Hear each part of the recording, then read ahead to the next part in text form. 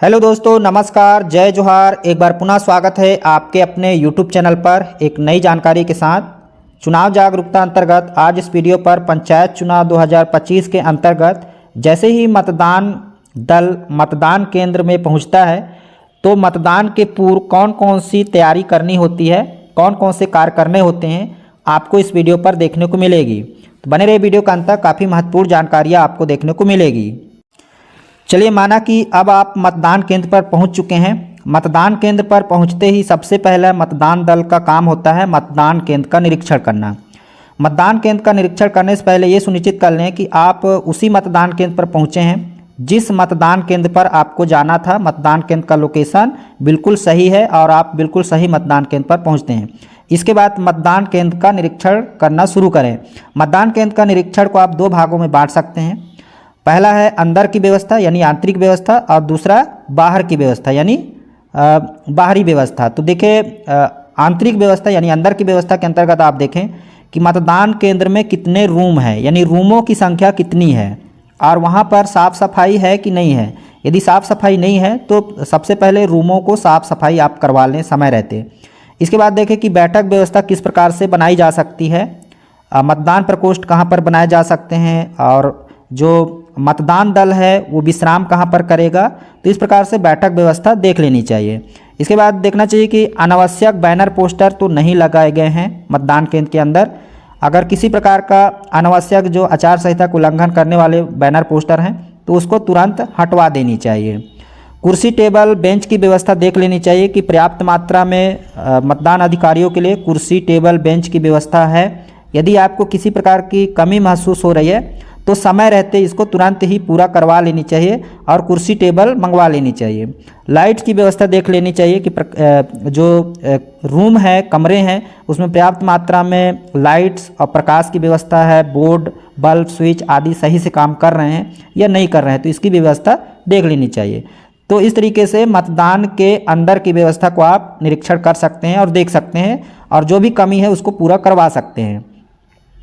इसके बाद देखिए बाहरी व्यवस्था किस प्रकार की है। तो बाहरी दीवार पर किसी प्रकार का चुनाव प्रचारक सामग्री तो नहीं लगी है, अनावश्यक बैनर पोस्टर तो नहीं लगी है। अगर इस प्रकार की है तो उसको तुरंत हटवा देनी चाहिए। साथ ही साथ 100 मीटर के दायरे में जो भी बैनर पोस्टर लगे हैं उसको भी हटवा देनी चाहिए। इसके बाद साफ़ सफाई को देख लेनी चाहिए कि मतदाताओं को किसी प्रकार का समस्या ना हो मतदान केंद्र में आने जाने को, तो इसकी भी व्यवस्था देख लेनी चाहिए कि यदि साफ़ सफाई नहीं है और किसी प्रकार की समस्या है तो उसको भी समय रहते पूरी करवा लेनी चाहिए। लाइट की व्यवस्था बल्ब आदि देख लेनी चाहिए क्योंकि रात्रि में आपको रुकना है, तो बाहर की लाइट और बल्ब को भी देख लेनी चाहिए। दिव्यांग मतदाताओं के लिए व्हील चेयर आदि को देख लेना चाहिए। तो इस प्रकार से अपने विवेक का उपयोग करते हुए मतदान केंद्र का निरीक्षण कर लें, अंदर की व्यवस्था और बाहर की व्यवस्था। इसके बाद अब जो अगली महत्वपूर्ण जो कार्य होता है, मतदान के पूर्व की जो तैयारी होती है उस पर आपको जुट जाना चाहिए और मतदान दल के सभी जो कर्मचारी हैं उन पर कार्य विभाजन कर देनी चाहिए और सभी एक साथ बैठ जाना चाहिए और जो मतपत्र हैं और जो आवश्यक कागज़ हैं, लिफाफे हैं, उनकी तैयारी पर लग जानी चाहिए। जो अगले दिन जो मतदान होनी है उस पर किसी प्रकार का व्यवधान ना हो या किसी प्रकार के कागज़ की कमी ना हो, तो उसकी तैयारी को एक दिन पहले ही पूर्ण कर लेनी चाहिए। तो सबसे पहला जो महत्वपूर्ण कार्य होता है मतपत्रों को अभिप्रमाणित करना। तो मतपत्रों को अभिप्रमाणित करना जैसे पंच और सरपंच और जनपद और जनपद और जिला सदस्य वाले मतपत्रों, तो किस प्रकार से सील लगाना है आइए बताते हैं। तो पंच और सरपंच के मतपत्र पर सिंगल बॉर्डर वाली सुभेदक चिन्ह लगेगी। कुछ इस प्रकार से उसका नमूना होगा। तो स्क्रीन पर आप देख पा रहे हैं पंच और सरपंच के निर्वाचन संबंधित मतपत्रों के पीछे इस प्रकार के ये एक सुभेदक चिन्ह होगा, जैसा कि यहाँ पर देख पा रहे हैं। ये सिंगल बॉर्डर वाली होगी सुभेदक चिन्ह, तो ये मतपत्रों के पीछे लगेगी। ध्यान रखने वाली बात ये होगी कि जब आप पंच के मतपत्रों पर लगाएंगे, जो सफ़ेद रंग की होगी पंच का मतपत्र, तो उस पर वार्ड भी लिखना होगा और सरपंच वाले जो मतपत्र होंगे उसमें वार्ड नहीं लिखना होगा। तो ये ध्यान रखने वाली बात होगी। यानी पंच वाले जो मतपत्र होंगे, पंच और सरपंच दोनों पर ये सुभेदक चिन्ह लगेगा सिंगल बॉर्डर वाली। तो पंच वाले में वार्ड क्रमांक लिखना है और सरपंच वाले में नहीं लिखना है।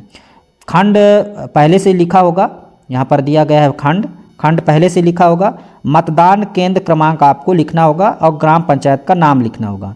साथ ही साथ पीठासीन अधिकारी का साइन भी यहाँ पर लगेगा। तो इस प्रकार से प्रत्येक मत पत्र पर ये सील लगेगा और ये जो जानकारी पूछी गई है उस पर जानकारी भरी जाएगी। तो इसकी तैयारी पर आपको जुट जाना चाहिए। इसी प्रकार जनपद पंचायत और जिला पंचायत के सदस्य के निर्वाचन संबंधित मतपत्रों के पीछे ये दोहरे बॉर्डर वाली, ठीक है, ये सिंगल बॉर्डर वाली देखिए इस प्रकार का ये नमूना है, और ये जो डबल बॉर्डर वाली यहाँ पर देखिए डबल बॉर्डर वाली।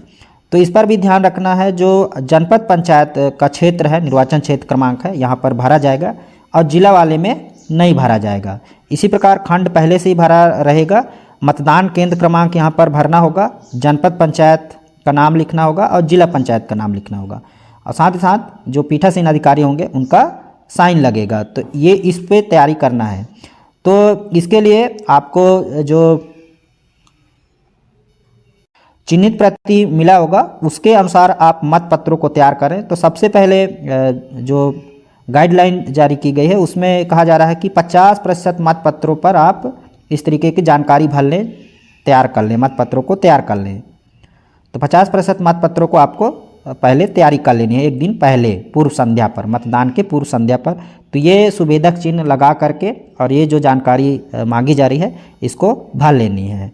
इसके साथ ही जो आवश्यक लिफाफे हैं और कागज़ हैं, तो जो भी जानकारी भरी जा सकती है उसको भर लेनी चाहिए। तो इस काम में लगभग आपको 1 से 2 घंटे लग सकते हैं। इसके बाद जब आप सभी मत पत्रों को प्रमाणित कर चुके हैं, आवश्यक लिफाफे कागज़ तैयार कर चुके हैं, तो आप प्रकोष्ठ बना लेंगे और मतदान दिवस के पूर्व संध्या पर ही प्रकोष्ठ बनाकर तैयार कर लें। तो 2 प्रकोष्ठ बनेंगे, जैसा कि आप सभी को पता है पंचायत निर्वाचन पर। तो इस प्रकार से आप जो प्रकोष्ठ है, आदर्श प्रकोष्ठ, इस तरीके से आदर्श मतदान केंद्र बना सकते हैं, आदर्श प्रकोष्ठ बना सकते हैं। मैं आपको दिखा रहा हूँ, स्क्रीन पर आपको दिख रहा होगा।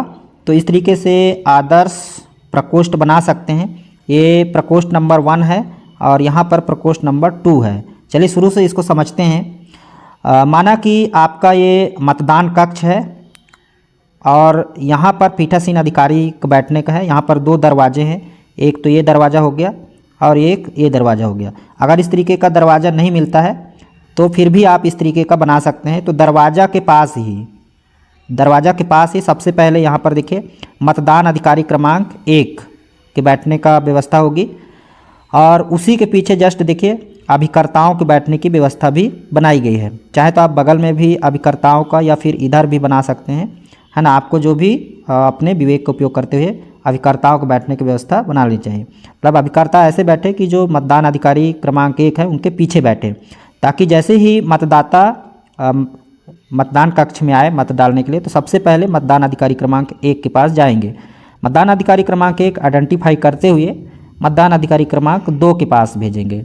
मतदान अधिकारी क्रमांक 2 को पंच और सरपंच का मत पत्र जारी करेंगे। मत पत्र ले करके मतदाता प्रकोष्ठ 1 में जाएगा। प्रकोष्ठ 1 में अपना मत चिन्हित करने के बाद अब यहाँ पर जो मत पेटी होगा उसमें अपना मत डाल देगा। ठीक है, मत पत्रों को यहाँ पर डाल देगा, मत पेटी में डाल देगा। और यहाँ पर मतदान अधिकारी क्रमांक 4 बैठे होंगे जो पूरा देखते रहेंगे मतदाता के क्रियाकलापों को और उसको सही गाइडलाइन करेंगे। इसके बाद मत डालने के बाद फिर मतदाता यहाँ पर जाएगा मतदान अधिकारी क्रमांक 3 के पास।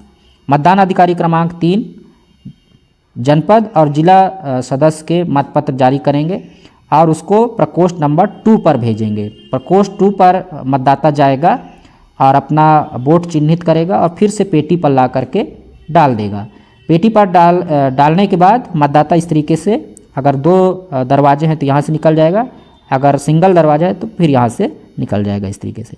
और ये सारे क्रियाकलाप को पीठासीन अधिकारी यहाँ पर देखते रहेंगे और किसी प्रकार की समस्या आती है या कोई जानकारी आती है तो पीठासीन अधिकारी इसका निराकरण करेंगे। तो इस प्रकार से आप प्रकोष्ठ का निर्माण कर सकते हैं। तो प्रकोष्ठ आप मतदान के पूर्व संध्या पर ही तैयार कर लें। तो आपके लिए ज़्यादा अच्छा होगा। इसके बाद आती है अमिट शाही रखने का पात्र। अमिट शाही बहुत सारी घटना देखने को मिलती है कि अमिट शाही छींटे इधर उधर मत पत्रों पर पड़ जाती है। तो अमिट शाही गिरे ना, किसी प्रकार को उसको हिले डुले ना, तो कटोरी या मिट्टी का कप की व्यवस्था कर लेनी चाहिए, उस पर बालू भरवा लेनी चाहिए, और ताकि जो शीशी है अमिट शाही की वो हिले डुले ना और उसमें किसी प्रकार की गिरने की संभावना ना रहे। तो इसकी व्यवस्था कर लेनी चाहिए एक दिन पूर्व ही। तो इस प्रकार से लगभग जो पूर्व संध्या की तैयारी है, मतदान की पूर्व संध्या की तैयारी वो पूर्ण हो जाती है।